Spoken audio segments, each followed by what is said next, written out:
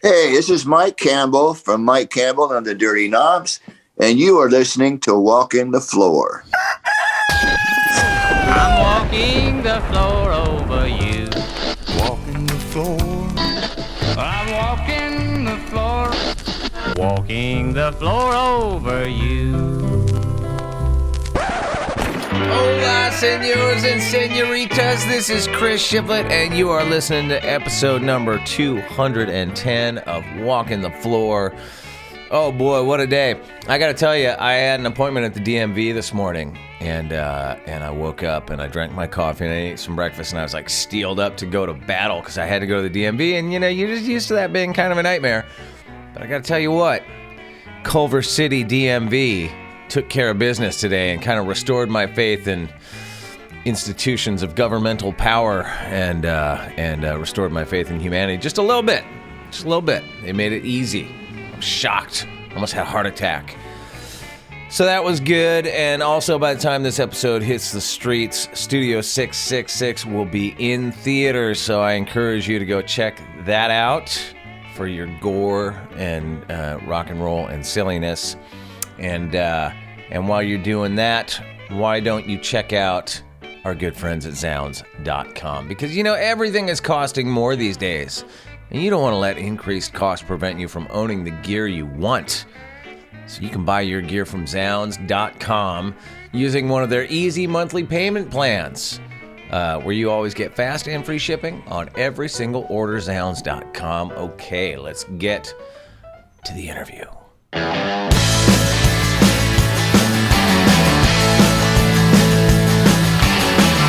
Oh yeah, this week is for the guitar players out there because I am talking to Mike Campbell, legend, one of the greatest of all time to ever sling a guitar around his neck. Of course, formerly of Tom Petty and the Heartbreakers, and currently of Mike Campbell and the Dirty Knobs, his band that he just made a fantastic record with. His second record, it's called External Combustion. It comes out March 4th. Listen to this interview, spin the record. I know at least a couple of the singles are up now on Spotify and Apple and all that sort of thing. We get into his love of vintage guitars. We talk about his amps, pedals, rock and roll, singing, songwriting, part writing, solo writing. We talk about it all, man. This was too much fun. Of course, I promised not to fanboy out on him, but I couldn't help myself a little bit, or a lot. So I hope you dig this. I sure did. This is Mike Campbell on Walking the Floor. Who knows what's waiting down the track? Listen, I am going to try my best to not super fan out on you, but I am like such a fucking gigantic fan of you and your guitar playing and your songwriting that that's going to be really hard. But I'm going to try.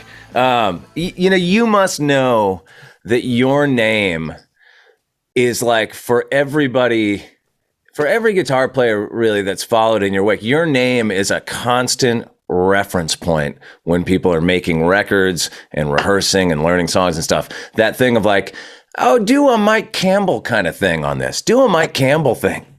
Like, I mean, right? Like for rock and roll guitar players, country, Americana, whatever, like you are a constant reference point. Do you hear a really, really simple and stupid?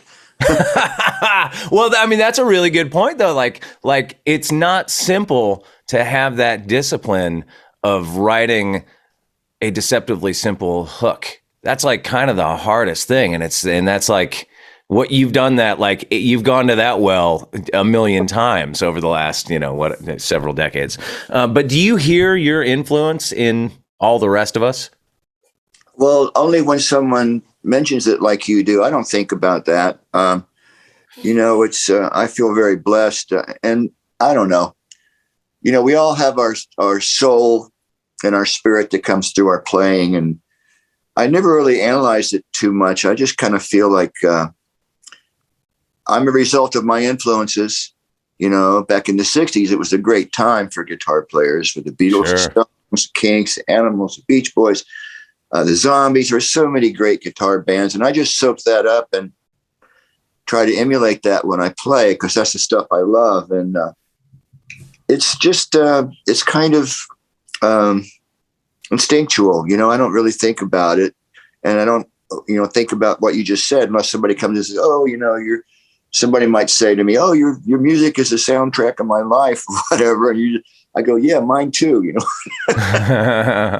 But I don't know, maybe overly humble about it. But no, I don't notice it that much. But I do get told that occasionally, and it always feels good. Thank you very much. Like, what sort of advice do you give to young guitar players as far as how to construct a part or how to construct a solo? Like, with your guitar solos, are you the type of guitar player that, are you winging it till you find the magic, or do you kind of map it out, or what's your approach?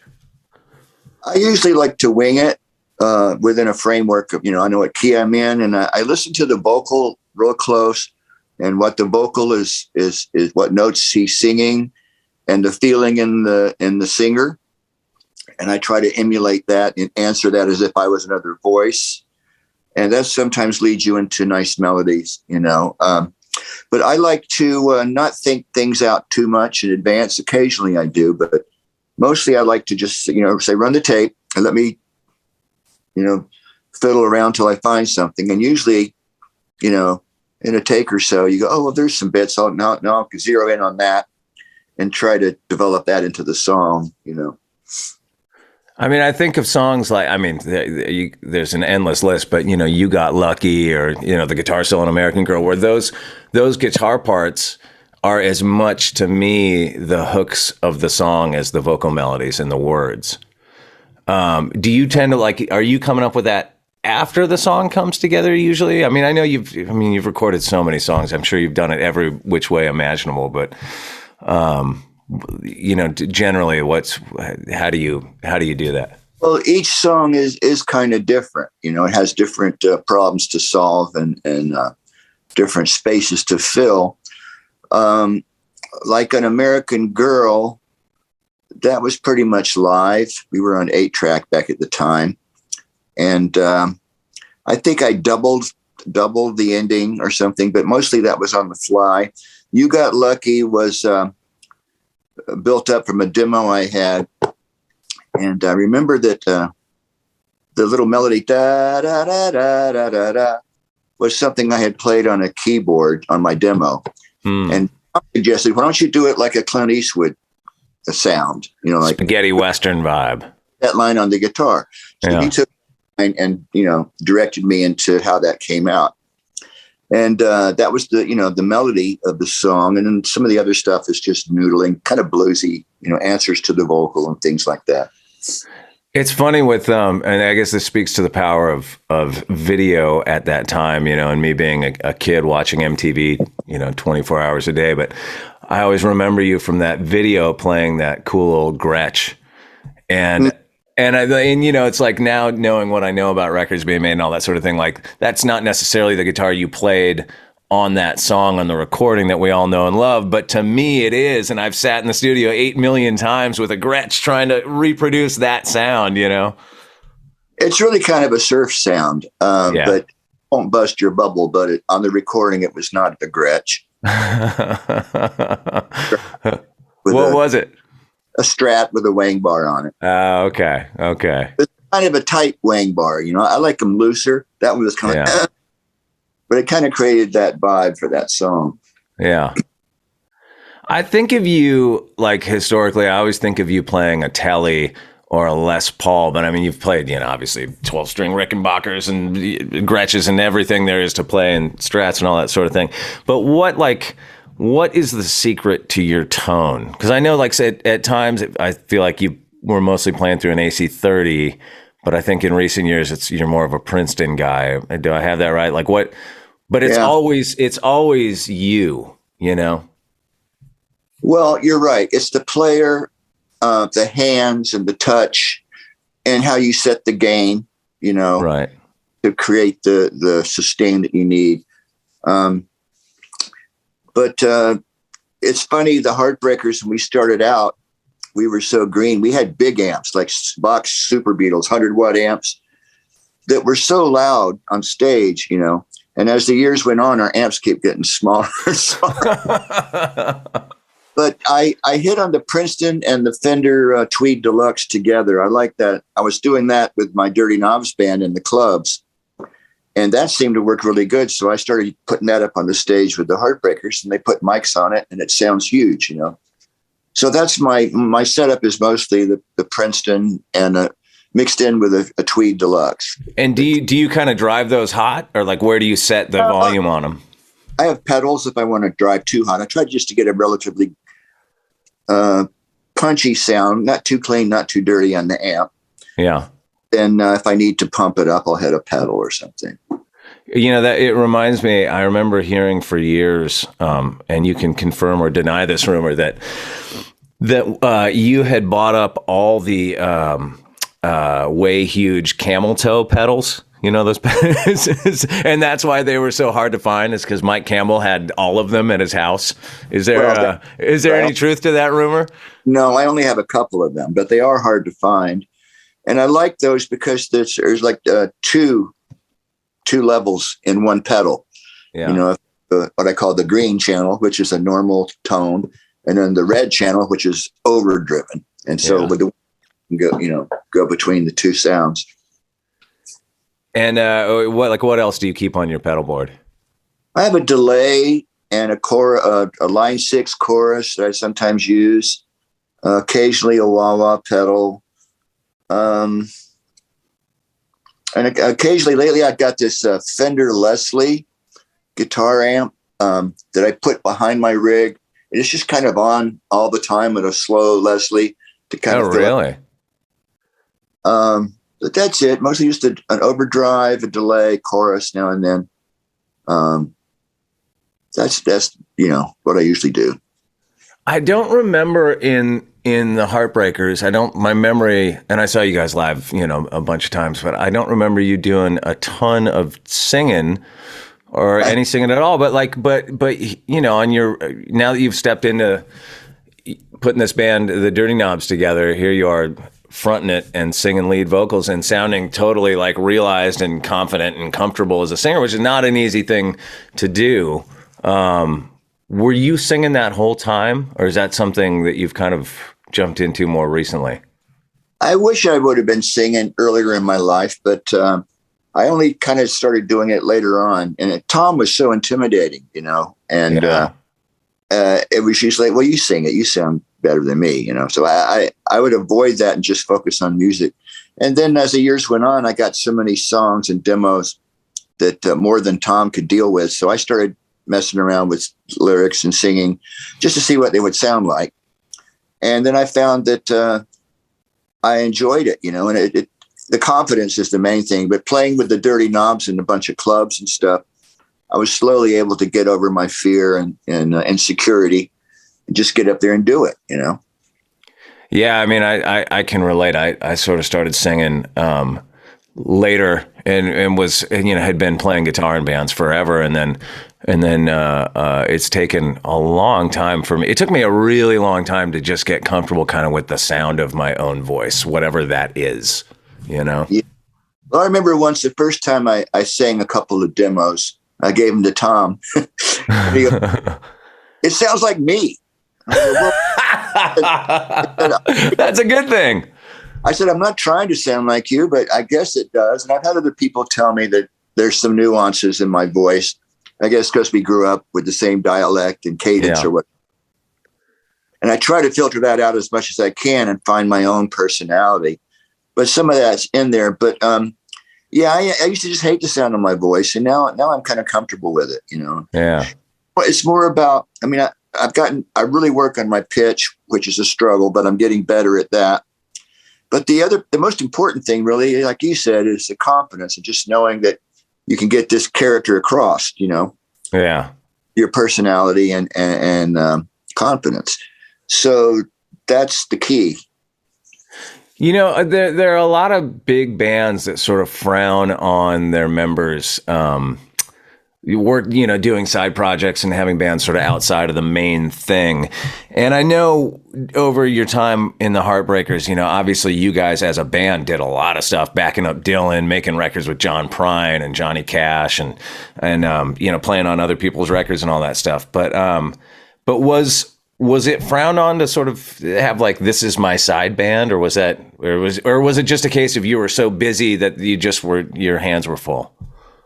my hands were full. And I think, Tom and I had such a great partnership, and I wouldn't want to do anything that would upset that vibe. And I think at times when I started playing clubs on breaks with the little band, just to stay in my game. And I think I talked to him once about it, and he said, well, I said, I might put a record out. He goes, is it great? And I said, well, I think it's pretty good. He said, I played it for a few people and they liked it. He said, they're all lying. And the point is, I think he wanted to keep me in his box, supporting him. And maybe he was a little uncomfortable with that, which I understand now. With my band, I wouldn't want them all going out and doing solo records while we're trying to do this band, Yeah. I did that. So I would kind of keep it under the radar out of respect for my partner. Yeah. But it was never like a rule. You can't do this. Yeah. It's just the way I decided to approach it.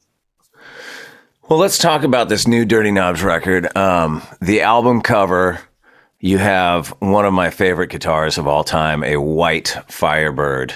A type of guitar that I've been obsessed with over the years. I've bought one at one time. I'm too fucking small to play them. My hands are too small and the necks are so goddamn wide and they're so neck heavy that I've never been able to. I can play a non-reverse Firebird, but the Firebird itself is like too much beast for me. But I love that it's on your cover, and I imagine you just must have your guitar collection must be like the VIP room at Groon or something. It's sick. Dude, do tell. Come on, run down some of the top level stuff. Well, it's an obsession. Over the years, I bought a lot of guitars and collected, really nice pieces because I love them so much. Yeah. When I first started playing electric guitar, one of the first guitars I bought was a Firebird, a 3 pickup red one. And so I'm used to the body. And the white one was a fluke, really. I was on tour with Fleetwood Mac on a day off. I went to a pawn shop in Philadelphia, and I saw it up on the wall, and I thought, I don't have one of those. Let me see that. And the guy goes, oh, you don't want that one. And I said, why not? It's been broken. And he took it down, and I looked in the back of the neck, and there was a big repair job. But they did a great. So, long story short, I plugged it in, and I liked it. And turns out it was signed by Johnny Winter, which I didn't. What? No. But the funny thing is, I was on a day off and I had a little per diem in my pocket. So anyway, I said, how much is it? He said, oh, it's $600. I said, okay, here's my credit card. It didn't go through. So, the card's no good. And I said, well, what if I give you $500 cash? He said, okay. So I gave him my per diem. And it's one of my favorite guitars now, and it didn't cost me an arm and a leg, which I think is really cool. I think that is oftentimes the trick to getting a good vintage guitar is you get one that's a little fucked up and you put a little love into it and you get it back to it being a good player, I got to feel like that myself. They're beat up and have been around the block a few times, Yeah, like what's for when you're just sitting around your house, like what's your around the house strummer? Oh yeah. I have a bunch of Gibson acoustics that are like, this is a Hummingbird. I strum acoustic mostly around the house. I have some old ones that I really like, some parlor guitars that are small bodied. Yeah. On my chair in my bedroom, I pick that up if I want to noodle around. But I've got guitars everywhere. It drives my wife nuts. But I think it a really cool thing, which I can't show you, and it's kind of a secret, but my guitar collection got so out of control. And when you get a handful and they're in their cases and they're put in the warehouse or over in the closet, you can't remember, well, is this it? Where's the one I'm looking for? So I took them out of and I built a guitar chandelier in my rehearsal room. No way.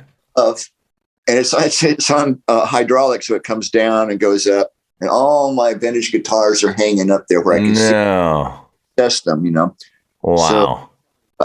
So, it's so true, because if you leave them in the case at the warehouse, you forget what you got.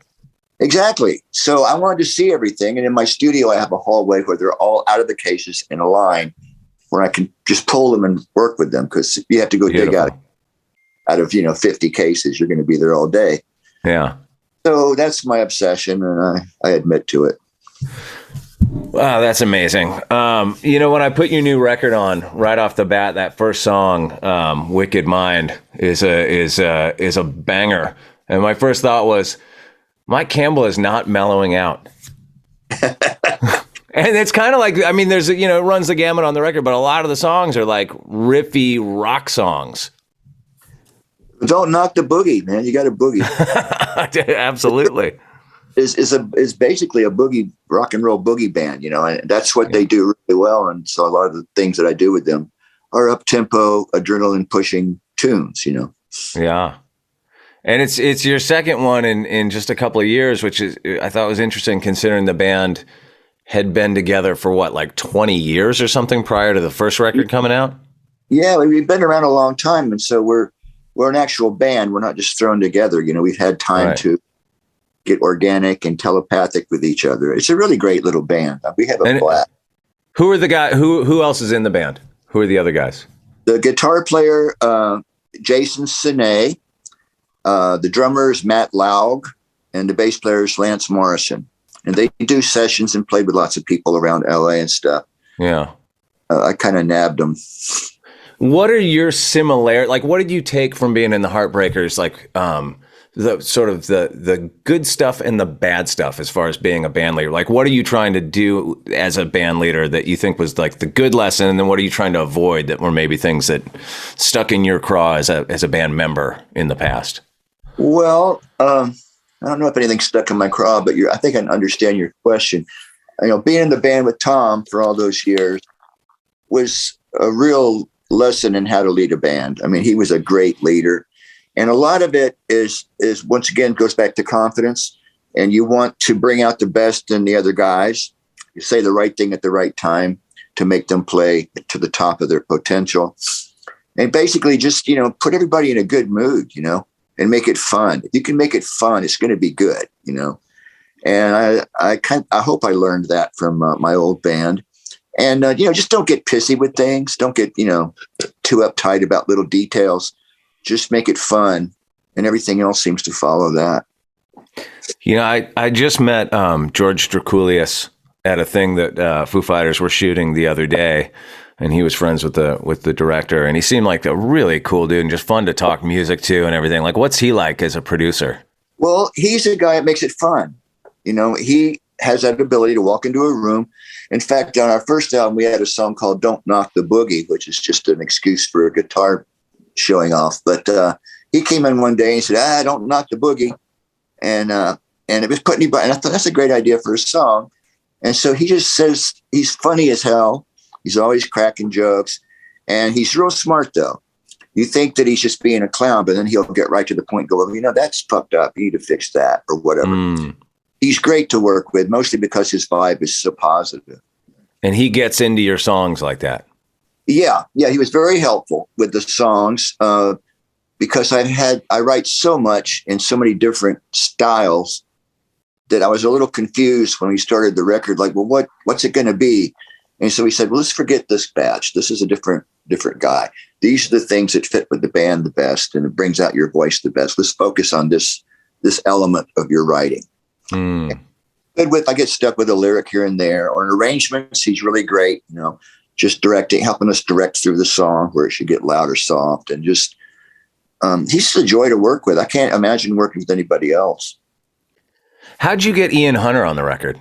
Obviously rock legend. I'm assuming you grew up listening to his music, or would listen to his music like back in the day. It was just a gift from heaven. I don't know. I got it.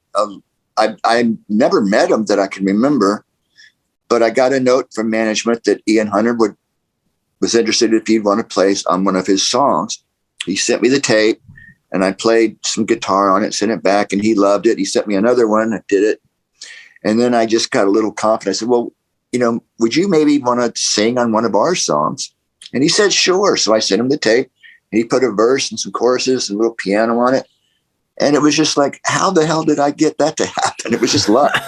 It's so great to hear how his voice has matured over the years. Like, he's got that like elder statesman, like, I don't know, there's like a power to what he does and it's still so kind of gruff after all these years. Yeah. But there's an example of a guy, he's not Caruso, he's not Paul McCartney, but he's got a personality, and he can get the point across in a really believable way, in a pure way, you know. Absolutely. And you know, when you figure that out is when you try to cover one of his songs. And you're like, what's missing? I'm playing the chords right. Oh, right. I'm not Ian Hunter. I don't have his personality vocally. Damn. Yeah, it's that was a lot of fun and kind of unexpected when I was listening to your record. I look forward to meeting him and thanking him in person one of these days.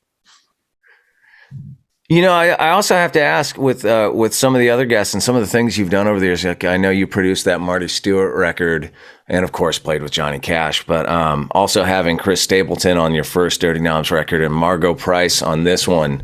What's your sort of connection to country music? You know, just as a fan, is that something you grew up with? Do you listen to a lot of country music? I do, and I did grow up. I grew up in Florida. And I grew up on Johnny Cash, Hank Williams, George Jones. I like the older country stuff. I'm not too crazy about some of the modern country stuff, but the old classics, I mean, I love those records. And Tammy Wynette, you know, Patsy Cline, Hank Williams, he's probably the king, you know, just for total pure soul and songwriting. But Johnny Cash, too. I mean, he was a huge, you know, hero of mine. And so I grew up around, my dad used to play a lot of Johnny Cash and Elvis records around the house. And so I soaked that up pretty good.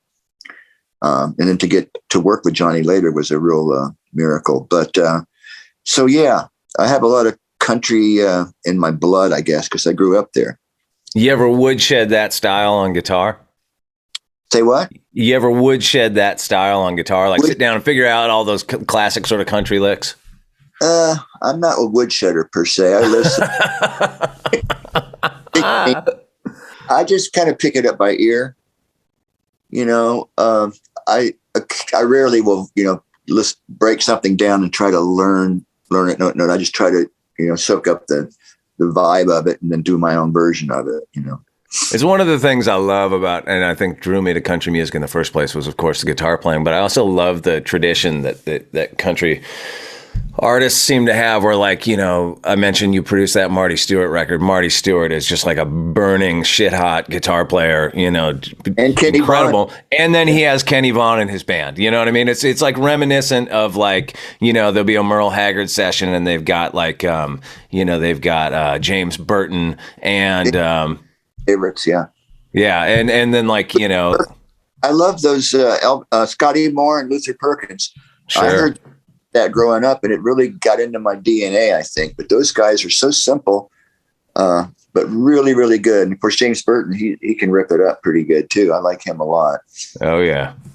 So yeah, there's a lot of guitar players in country music that are really exceptional, and it's just one of them things.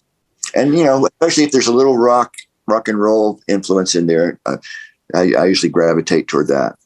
I love your slide playing. I think your slide playing is so beautiful, and there's a lot of it on this new record. I'm curious, like, who your influences were with slides specifically, and if that's something that you've been doing, you know, since you were a kid. No, I mean, I did when I started teaching myself guitar. I would get a kitchen knife and try to do it. I like George Harrison's slide playing. I mean, he's not a player, but I like his melodic tone, and that influenced me quite a bit. I like Duane Allman now. I was not a big Duane Allman fan at the beginning, but I can appreciate him now. I like acoustic blues slide. You know, I can't think of any names at the moment, but you know, slide is a really great way to express yourself on the guitar because it's got the fluid vibrato like a voice. I like it because you can make it sing kind of like a vocal might do. And it's just something that usually the slide is when I can't think of what to play. Well, let me try the slide. On Breakdown, that da-da-da-da-da-da-da. That was originally played on a slide on the track. Oh, really? And I got the line on the slide with that. So then I went back and did it without the slide for the record. But the slide is great for a guitar player to open your mind up and get you out of your your little box you might be in, When you play slide, do you generally play in an open tuning? No, I like to play in standard tuning so I can go back and forth. But I can play in a open tuning tends to lend itself more to kind of bluesy stuff or really country.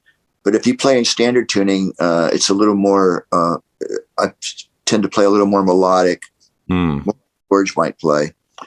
And I didn't want to be locked into, I can only play slide if I'm in open tuning. So I learned to kind of get around it, on standard.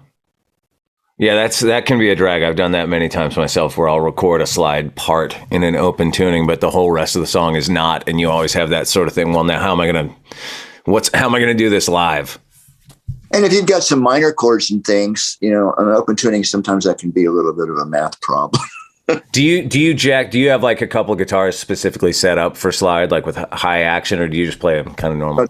I don't do that. I just pick up the guitar the way it is and play it. You have to be a little careful not to fret out, but my general terms is not way low, so I can play slide on my regular guitar. I saw that you have like a ton of tour dates coming up. How do you have you done much touring with the Dirty Knobs thus far? Well, no, we haven't. I used to play, clubs here and there in LA, and we had a tour booked before the pandemic hit. So basically, this is the same tour. All the people that bought those tickets, I think, still have them. And we have not done a proper tour, no. So this will be an experience of get to know me, Yeah. I mean, that's it.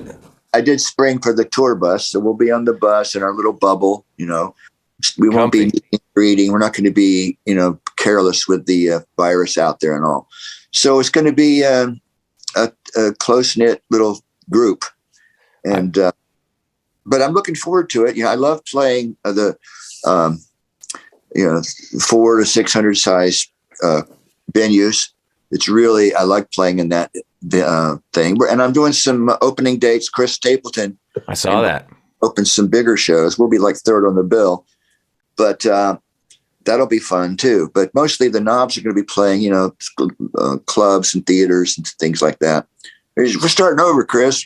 I know.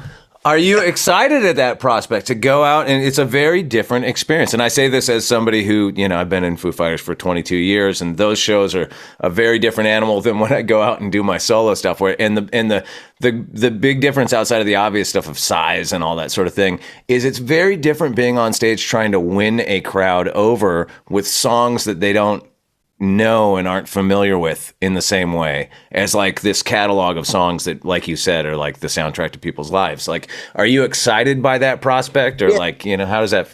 The astute observation on your part.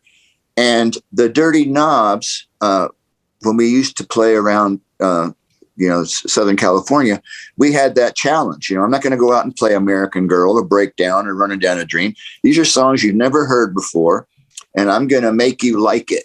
Anyway, you learn to get your confidence up and just, make it work, make sure your song is good and then drive it home, and win them over. It's a challenge, but it's really rewarding when it works out. And also in those type venues, especially with this band, there's a lot of room for, spontaneous things to happen. The solo might go on, longer than, or I might decide in the middle to break it down and do something else. You can go anywhere you want to go. You can feed off the crowd and see, well, I wonder if they'll go with this. They're ready for this. And you drop it on them, So it's a bunch of different things than playing in the big stadium where everybody's way out there. And it's just, almost kind of paint by numbers to some extent. In a small club, they're right there and you really got to connect with them, And the sound is great in the small place because everybody hears the crowd, everybody's hearing the same nuances. It's not out there somewhere. Hopefully somebody's mixed it for you, Yeah. I really am looking forward to that. And I love that approach. That's how I started out, playing in places like that. Sure. Yeah. It's the best way. For me, that's where rock and roll really is sort of intended to exist, in those smaller rooms. True musical magic happens in those littler venues. Totally. Yeah. I have to ask you about your experience touring with Fleetwood Mac. And I was thinking about it, What was that like for you? And obviously you have I don't know how much you know or had a relationship with all the other people in the band, but of course you have known Stevie Nicks and worked with her a million times. But what was that like jumping into not like a smaller band from what you were normal, but a huge band with all this history and baggage and interpersonal stuff? Well, how was, that would, I would assume just, every band's different in its way. Like, what was that like for you to slot into that? Well, that's a great question. It was a lot of things. It wasn't that hard slipping into the size venues because I'm used to doing that. So that was not intimidating. And I do know Stevie really well. I didn't know the other guys or Christine very well at all. I'd met them, but I got to know them and I liked them all as people. And it was good for me at the time because I was just getting over losing my friend and I was kind of just drifting along in my grief. And that gave me something to really, focus on and work through that. So emotionally, it was really good. Technically, it was a challenge for me. I mean, I love Lindsey Buckingham. I think he's one of the best producers and writers and players ever, and those records, I take that very seriously. I didn't want to screw those records up. They have to have those parts. And I did a lot of woodshedding, if you want to use that word again. For those songs I did because I had to do something I'm not normally used to doing, which is learning other people's guitar parts. I'm used to playing my own stuff. So Lindsey Buckingham, a guy that also writes hooky parts on guitar. Yeah. Well, I had to really dig in and learn all the melodies, try to pick up the nuances and the tone and use my fingers on some things. Excuse me. But it was hard at first, but then I kind of embraced it as a learning experience. And I learned quite a bit. And I have nothing but greater respect for Lindsey as a player. But I did the best job I could, and people seemed to like it. The band was really happy. And I got along really well with, that rhythm section. I mean, come on. Yeah. I could look up and see them every night was a pleasure. And of course, Stevie's a doll, and Christine, they're all just great. Neil Finn came along to sing. All right. Really easy to get along with. And it was quite an experience. I took my wife on the tour and a little dog. We went around the world, first class all the way. And it was like a really like a super paid vacation. It was wonderful. And I really don't regret doing that at all. You think that's something that you'll dip back into at some point? I don't know what their plans are. We left it. We had a meeting at the end and everybody was tired. And they said, let's take a few years off. I know Stevie wants to do her own thing. And I don't know. I think John would almost rather just sail on his boat on tour. Christine, Mick, I'm sure would love to get out and play some more, but I don't know what their intention is. If they call me tomorrow and I had an open schedule and they wanted me to do something for them, I'd be there. But I kind of get the feeling that may be a ship that's passed. Mm. Well, that's amazing, man. I can't thank you enough for taking the time to sit down with me. It's just a huge pleasure. And like I said, I'm just the world's biggest fan. I could sit here for hours and pick your brain about every little super fan question that I ever had growing up listening to your records, but I'm going to spare you that for now. But thank you for doing this. I appreciate that a lot. And good luck to you. Keep on doing it. Thank you. Hey, I'm just going to put the bug in your ear. And at some point, I've been working on this other podcast that's a more guitar centric thing where I'm going to be interviewing like people like yourself and sort of dissecting one specific guitar solo of theirs, basically. So at some point, if that actually gets off the ground, I'm going to bother your people, and I would absolutely love to interview you again for it down the road. Sure, absolutely. Awesome, man. If you're interested in that sort of stuff, I have an Instagram where I do some of that. I'll take a song like I just did one on Breakdown where I'll just, I watch them. Yeah, great the tone and style. Yeah, I've been hitting all the old songs pretty much, but it's but you can check that out. But if you want to talk again, I'd be totally into it. You're easy interview. Awesome, man. Thank you so much. It's great to see you. You too. Stay healthy. I'll tell you why. Yeah, that was Mike Campbell from Mike Campbell and the Dirty Knobs, also from the Heartbreakers, of course. Make sure you check out his Instagram and check out his new record, External Combustion, out March 4th. Dirty Knobs, Mike Campbell, what a legend, and I am going to hold him to that interview if I can ever get that next podcast off the ground, because I could talk guitar with that dude all day long. That's it for this week. We'll see you soon. Adios, amigos!